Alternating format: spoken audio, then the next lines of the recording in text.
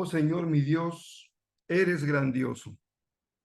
Te has vestido de honor y majestad. Te has envuelto en un manto de luz. Despliegas la cortina de estrellas de los cielos. Colocas las vigas de tu hogar en las nubes de lluvia. Haces de las nubes tu carro de guerra. Cabalgas sobre las alas del viento. Los vientos son tus mensajeros. Las llamas de fuego, tus sirvientes. Esta es la serie Tapa a Tapa, una lectura devocional de la Biblia correspondiente al año 2024. Yo soy el pastor Rafael Pola y esta es la meditación del viernes 3 de mayo. Bienvenidos. Qué bendición seguir compartiendo nuestra lectura de la palabra de Dios.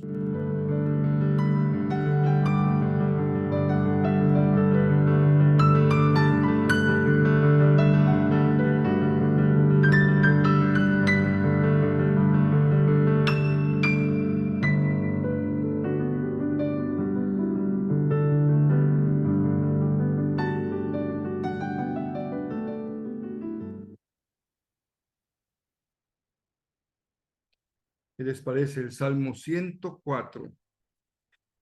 Lamentablemente el tiempo de una meditación no nos permite extendernos en la consideración de los 4 tipos de literatura que estudiamos cada día, que leemos cada día, pero hoy sí no podía evitar el darle un poco más de tiempo al Salmo. Este Salmo es precioso por su contenido y también es extraordinario por su forma y por la maestría del poeta.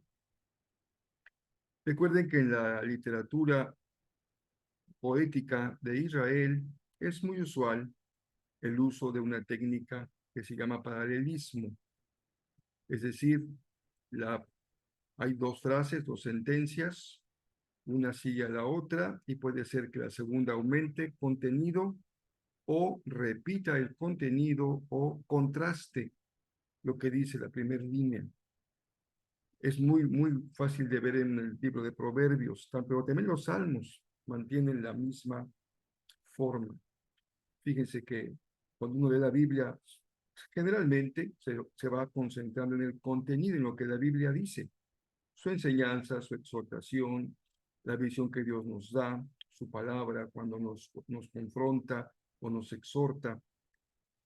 Aprendemos la historia, aprendemos doctrina y no nos damos a la tarea de observar con un poco de más cuidado cómo está escrita. Es un gran texto también desde el punto de vista literario.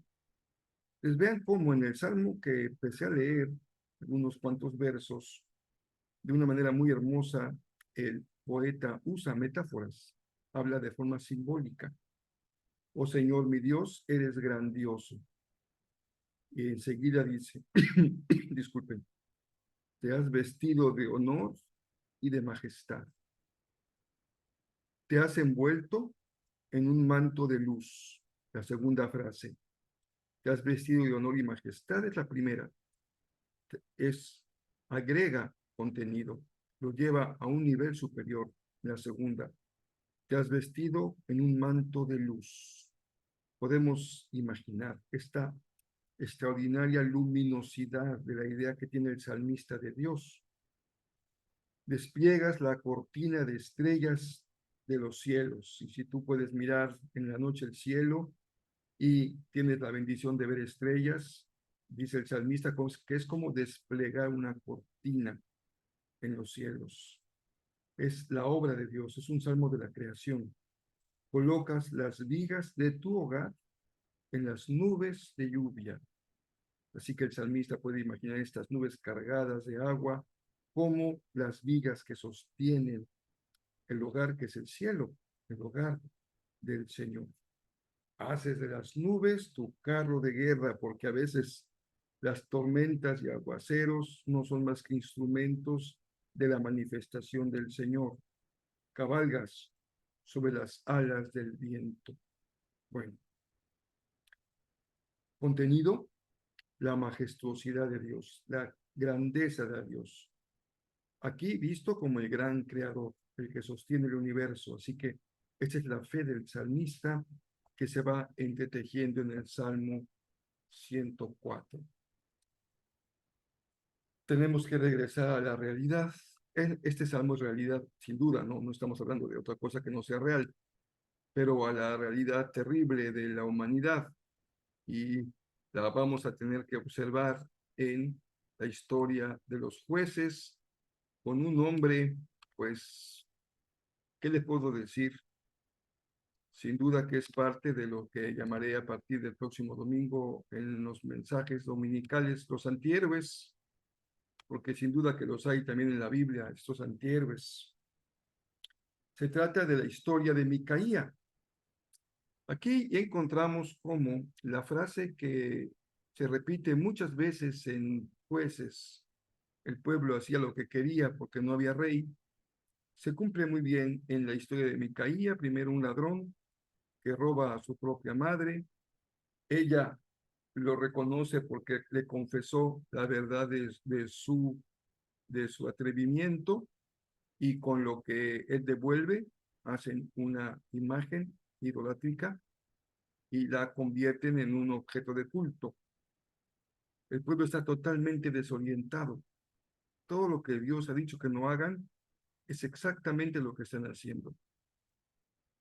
Así que también se intercala una segunda narrativa de la tribu de Dan, una de las tribus que no han encontrado aún forma de conquistar su territorio y andan buscando dónde pueden permanecer.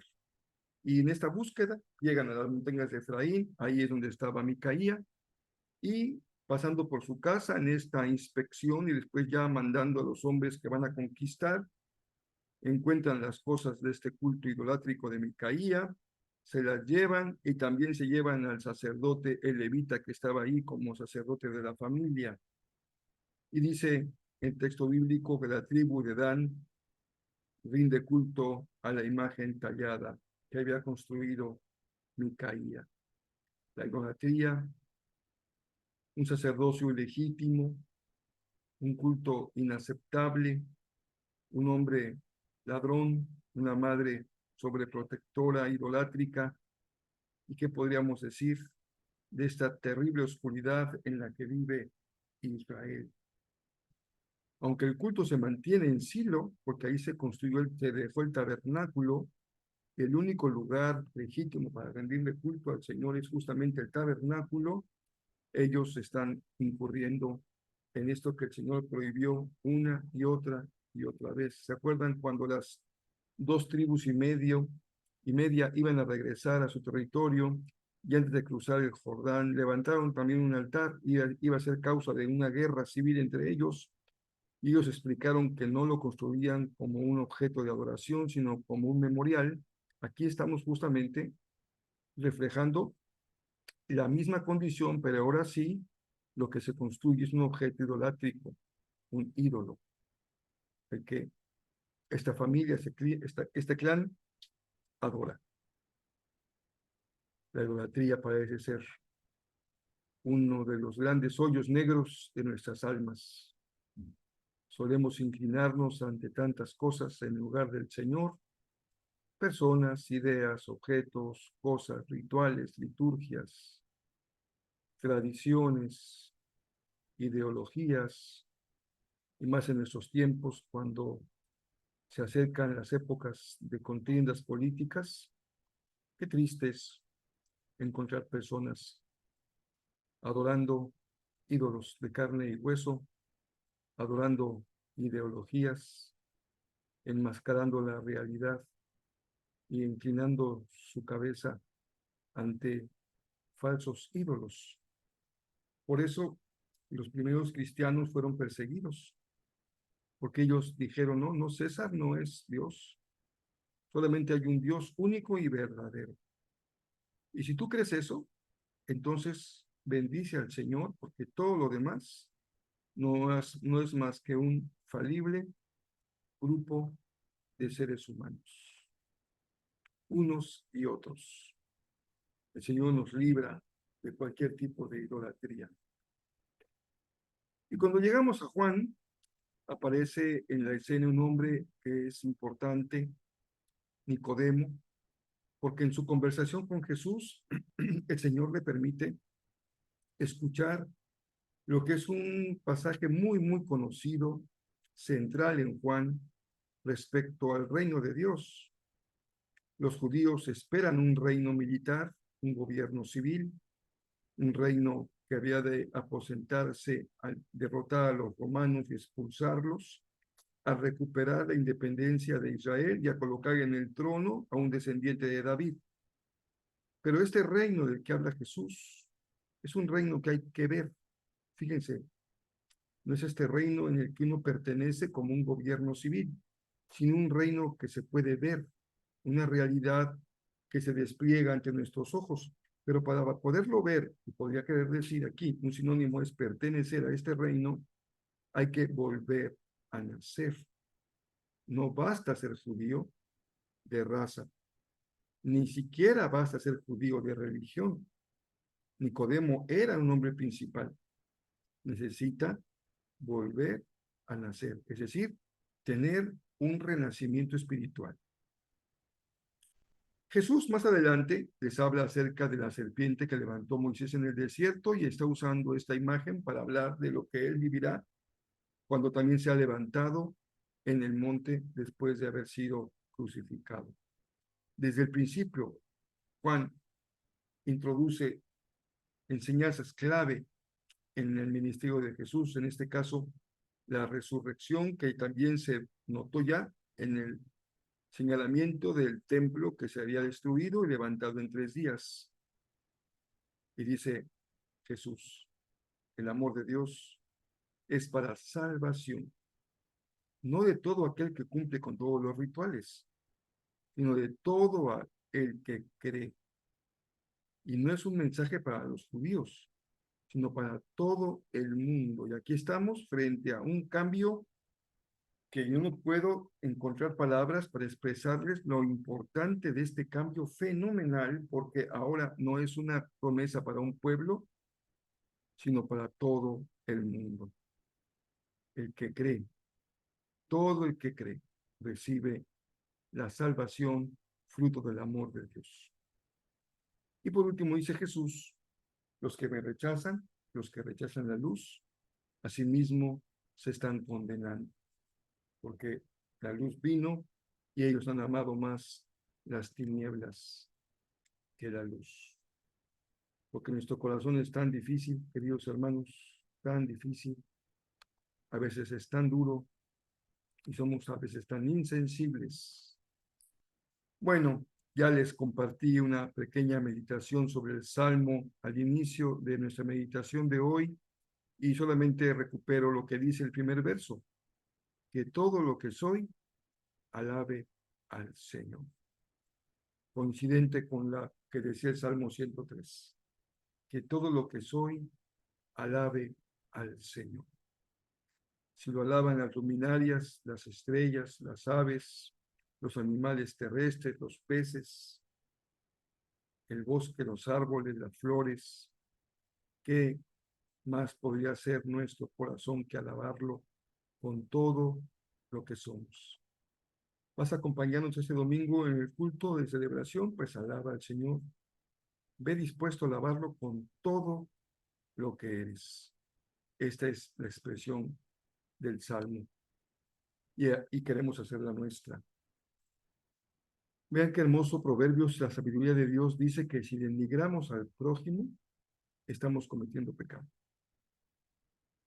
Digámoslo en términos un poco más actuales. Si usamos un lenguaje destructivo, un lenguaje tóxico, un lenguaje denigrante, una violencia verbal, estamos cometiendo pecado.